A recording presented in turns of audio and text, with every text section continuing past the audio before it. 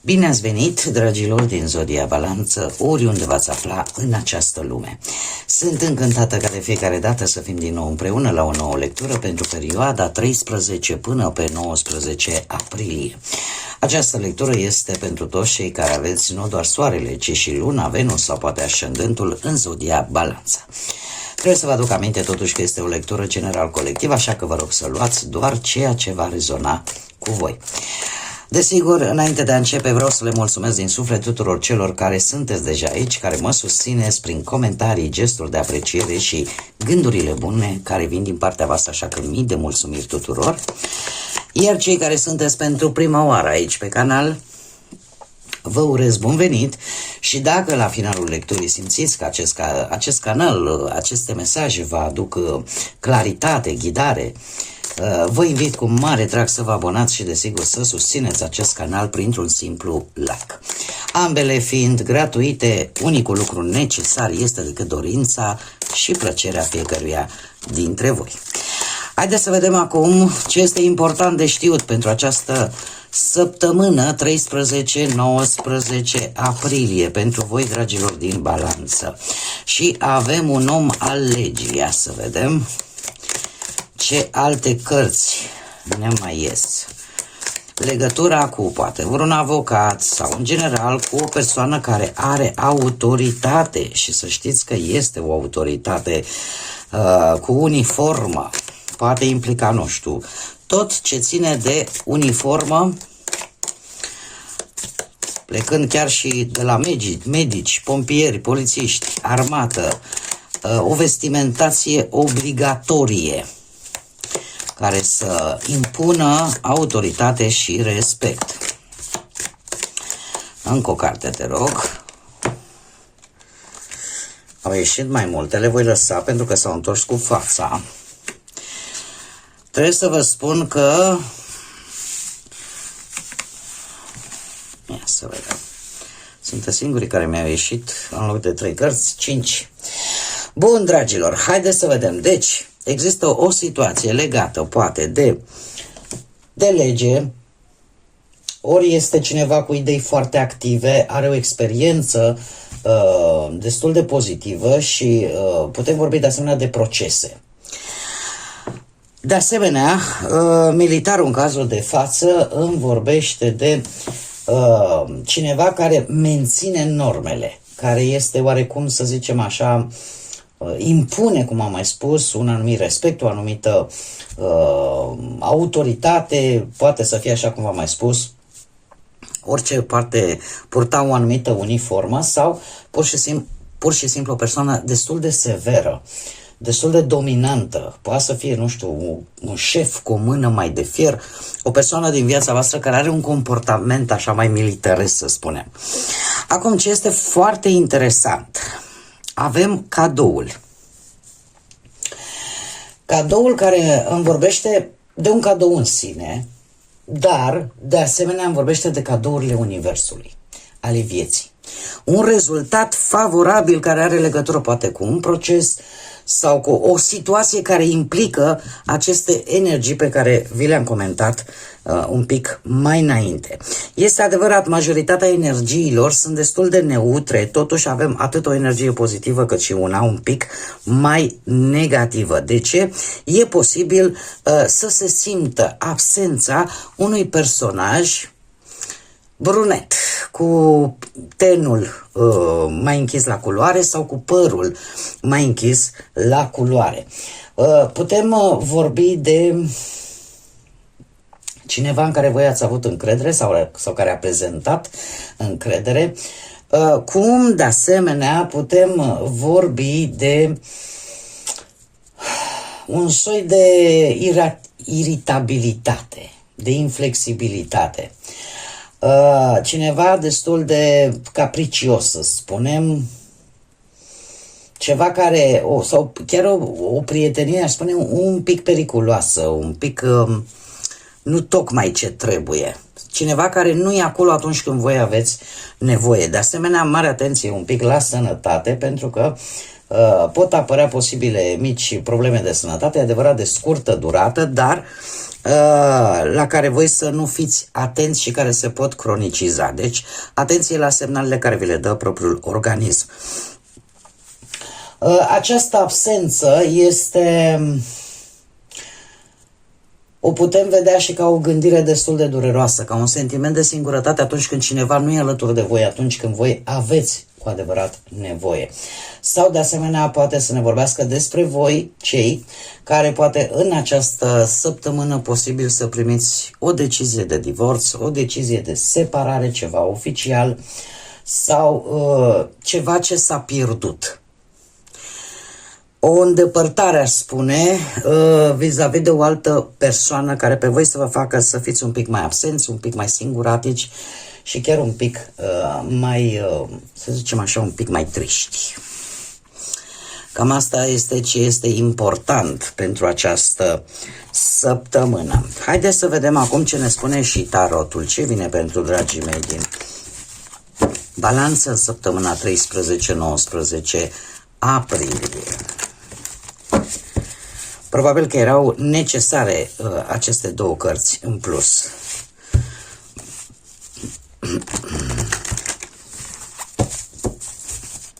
Eu aș spune că această decizie, această hotărâre posibil oficială, să o vedeți ca pe un cadou.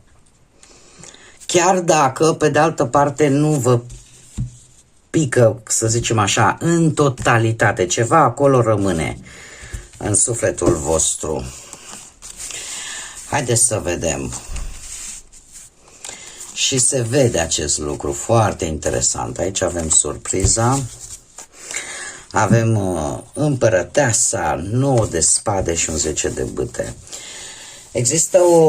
Într-adevăr, există o soluționare, ca și cum lucrurile încep oarecum să o ia pe un făgaș relativ normal, dar cu toate astea există niște frământări, niște gânduri interne, niște trăiri ale voastre care nu prea totuși nu vă dau pace, iar 10 de bâte arată responsabilitățile cu care vă confruntați și greutățile cu care vă confruntați în această săptămână și cum încercați în sfârșit să faceți față acestor provocări, acestor greutăți. Dar haideți să le și clarificăm un pic. Clarificăm, te rog, împărăteasa. Clarificăm împărăteasa. Sunt destul de multe. Haideți că le lăsăm așa. Un 3 de bâte și un 2 de spade.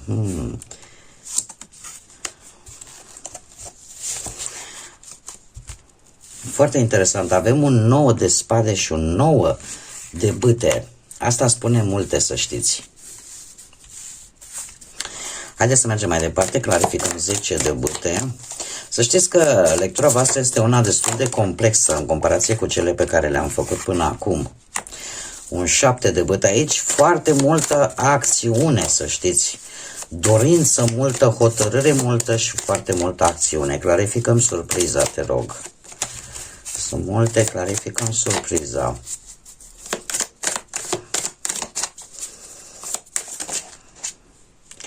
La fel de multe, dar le voi lăsa așa și le interpretăm la momentul cuvenit.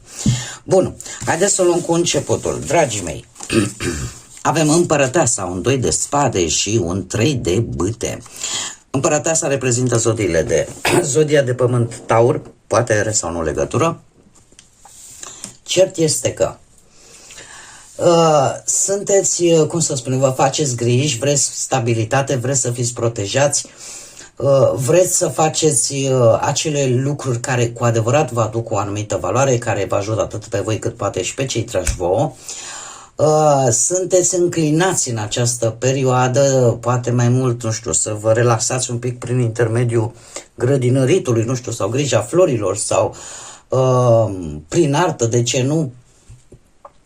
Încercați oarecum așa, cel puțin din punct de vedere profesional, să vă organizați, să vă planificați munca astfel încât să fie sustenabilă pe termen lung, să aveți așa o anumită stabilitate. Chiar și la bani aș spune că aveți tendința de a investi în lucruri care să vă aducă un anumit confort, o anumită stabilitate, cum ar fi poate o locuință sau ceva pentru casă, echipamente pentru muncă, da? Cumva ceva care să genereze pe viitor și ceva venituri. Chiar puteți să vă ocupați, nu știu, de vânzarea de anumite produse făcute de voi, din ce faceți voi. Da? Din grădinării tartă sau pur și simplu aveți înclinația asta de a economisi un pic și pentru viitor. Sau poate chiar să faceți ceva pentru bunăstarea voastră la nivel personal. O vacanță, un mic concediu, ceva. Acum, faptul că avem 2 de spade și un 3 de bâte, asta îmi spune că sunteți într-un mic blocaj în luarea unei decizii. De ce? Pentru că, pe de-o parte, poate refuzați să vedeți un adevăr, vi se pare că lucrurile sunt destul de fragile și simțiți nevoia să vă protejați, mai ales din punct de vedere emoțional. A spune că există o situație în care, chiar dacă trebuie luată o decizie, indiferent cum, voi parcă ori preferați să nu o vedeți, ori să o amânați. De ce? Refuzați oarecum să vă confruntați cu realitatea. Indiferent de ce aspect al vieții vorbim, fie el profesional, material sau sentimental. Faptul că avem un 3 de bâte, asta îmi vorbește de acea, cum să spun eu, acea poziție în care ești pregătită de a acționa. Încă nu o faci, dar de ce? Pentru că e posibil să aștepți un răspuns, tocmai pentru a acționa.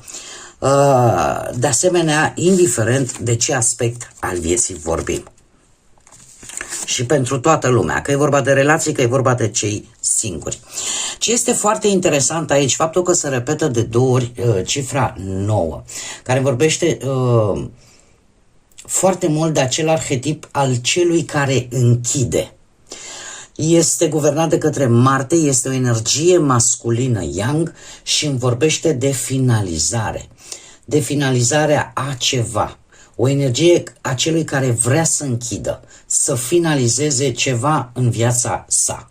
Cam aceasta este, există într-adevăr gânduri care vă pot bloca, care vă pot da momente de anxietate, de stres continuu, dar există de asemenea cu acest 9 de bâte o perseverență, un efort, o rezistență și o atenție foarte mare. Poate că la locul de muncă trebuie să vă mențineți pe poziții, să depuneți eforturi pentru a finaliza un proiect care are un termen limită sau să răspundeți la niște provocări total neașteptate, nu știu, prin anumite responsabilități care vi se dau, în plus față de ceea ce faceți până acum. Și cumva arată acea atenție de a nu lăsa aceste obstacole să vă doboare, da? Aici îmi arată că în ciuda faptului că există gânduri negre, stres, totuși există și o foarte mare rezistență și perseverență. Vă dați oarecum seama că fără aceste lucruri cumva nu veți putea reuși. Chiar și vorbind așa în general, da? Dar pe partea asta a muncii, de exemplu, am spus că trebuie să fiți rezistenți, chiar și pe partea banilor. Am vrut să spun că e nevoie de atenție, de disciplină pentru a vă proteja bănuții. Și printr-o gestionare atentă a bugetului chiar vă puteți menține un anumit profit sau o anumită situație financiară. În ceea ce privește dragostea, partea asta emoțional-sentimentală, cei care sunteți într-o relație, se pare că relația poate ajunge să fie un pic tensionată sau voi să fiți un pic tensionați, dar e nevoie de, cum să spun, să nu renunțați, să depuneți acel efort pentru a obține armonie prin depășirea acestor dificultăți care pot apărea, acestor tensiuni în relația voastră și în același timp să arătați răbdare, să apărați de fapt ceea ce contează cu adevărat atât pentru voi cât și pentru perechea voastră. Iar pentru cei care sunteți singurei, și aici fac o mică paranteză, cum am făcut și la celelalte zodii, cei care sunteți singuri, dragilor, și nu vă interesează viața asta sentimentală, nu este necesar să-mi dați comentarii și să-mi spuneți, știi, dar pe mine nu mă interesează să cunosc pe nimeni, dar mie nu-mi trebuie așa ceva, nu e niciun fel de problemă. Eu o fac pentru cei care sunt interesați de acest lucru. Puteți urmări restul de mesaje fără niciun fel de problemă dacă acest aspect al vieții nu vă interesează, și am închis paranteza. Pentru cei care sunteți singurei, trebuie să fiți un pic mai atenți, mai vigilenți la relațiile în care voi intrați, să nu vă lăsați prinși în situații care vedeți că nu vă aduc beneficiu, care practic vă rănesc, da? Cumva trebuie să învățați, cel puțin în această săptămână, să vă și protejați, să fiți un pic mai selectivi în alegerea sentimentală, în așa fel încât toate aceste gânduri negre și stări de stres să dispară. Ce este iară interesant, avem un 10 de bâte, dat fiind că vine după acest 9 de bâte, trebuie să vă spun că o supraîncărcare de foarte multe responsabilități, de foarte multe lucruri pe ideea lasă că pot să le rezolv, poate să cum să spun eu, să vă și epuizeze destul de mult, dar e o perioadă, să știți, care încet, încet se încheie, se apropie de final. De ce spun acest lucru? Acest 10 de bâte îmi vorbește foarte mult de o povară, de un efort.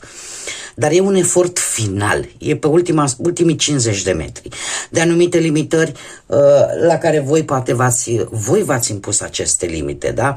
În care poate la locul de muncă ați traversat o perioadă cu foarte multe responsabilități, cu foarte multe sarcini de dus la bun sfârșit. Sau poate ați început proiecte foarte multe, ați dat peste termene, cum să spun eu, limită în care a trebuit să depuneți un efort susținut, o presiune crescută. Așa că e un moment în această săptămână în care cumva lucrurile acestea să se apropie un pic de final. 7 de bâte, de asemenea, vine și el cu provocări, dar în același timp arată o energie de rezistență, de curaj. Chiar dacă pot apărea obstacole, competiții care trebuie depășite, indiferent pe ce aspect al vieții vorbim, fie el profesional, financiar sau în viața de zi cu zi, se pare că sunteți foarte hotărâți să le duceți la bun sfârșit, să rezistați, și sunteți foarte curajoși, dacă mă întrebați pe mine. Aș spune chiar și pe planul ăsta, de exemplu, al relațiilor. Relația, să știți că poate trece, așa cum bine am văzut, prin mici conflicte, prin mici provocări care nu vor face altceva decât să vă testeze angajamentul, atât vouă față de partenerii voștri, cât și partenerilor voștri față de voi. Cum vine asta? Poate că aveți opinii diferite, poate că sunt momente în care simțiți nevoia de a vă apăra punctul de vedere și atunci apare de fapt această ocazie de a consolida încrederea și respectul reciproc între voi. Cei care sunteți singurei, de asemenea, puteți întâlni persoane care să vă provoace pur și simplu sau să vă pună răbdarea la testare, da? Și sau, nu știu, să vă contrazică vis-a-vis de valorile voastre, da? Sau pur și simplu situații în care se cere o perseverență și o oportunitate de asemenea de a învăța ce fel de tip de partener puteți accepta în viața voastră, ce tip de relație puteți gestiona sau respecta, ca să zicem așa. Practic este ca o redescoperire a voastră, în primul și în primul rând. Ce legătură are cu aceste energii ale oracolului Sibila? Păi faptul că, într-adevăr, este posibil să fie ceva legat de lege, este posibil să fie ceva legat de anumite persoane care, într-un fel sau altul, vor crea un conflict în interiorul vostru, dar în același timp vă va și trezi un pic așa și vă veți da seama de fapt care sunt valorile voastre, principiile după care voi vă construiți propria viață. Și acum, care este surpriza? O, ce frumos! Surpriza voastră, dragilor, este că e posibil să plecați într-o călătorie la un eveniment important sau să aveți parte de o reușită Nu știu dacă zodia Rac vă spune ceva, poate unii dintre voi aveți vreun ascendent în Rac. Dacă nu, poate voi adaptați dacă există vreo legătură cu această zodie, dar ce pot eu să vă spun este că surpriza voastră vine în primul și în primul rând printr-o realizare, printr-un început pozitiv. Că poate să fie la muncă, că poate să fie pentru bani, că poate să fie pentru relația voastră, da? Pentru că e posibil să participați la un eveniment, la o aniversare în care revin încet momente frumoase împreună și în așa fel încât să se recâștige acest sentiment de siguranță, de încredere între voi. Putem vorbi de asemenea, cum am mai spus, de o reușită pe care să o celebrați și care să aibă legătură cu ori cu o călătorie, ori cu un mijloc de transport, fie el poate chiar un autoturism, ceva care se mișcă terestru, îmi cer scuze. Cert este că vorbim de foarte multă inițiativă, foarte multă hotărâre, de acțiune, e ca și cum ai zice, strângi toată această energie de bâte care reprezintă acțiunea, care reprezintă voința și pasiunea cu care faceți lucrurile, pur și simplu se vor finaliza într-o manieră foarte bună, se vor rezolva, ca să zic așa, situațiile într-un fel cât mai bun, cât mai pozitiv pentru voi. Șasele de bâte confirmă acest lucru, vorbim de un succes, de o posibilă recunoaștere, de o realizare, de o apreciere, în general așa putem vorbi de o victorie pe care voi o veți avea. Și am văzut aici foarte bine cu această ori decizie, ori o situație favorabilă care vine în favoarea voastră. O să fie așa, una caldă să zicem și una un pic mai rece. Asta ce aduce? Păi aduce în general ori că veți începe să urmați așa un plan mult mai clar, mai ales dacă vorbim, nu știu,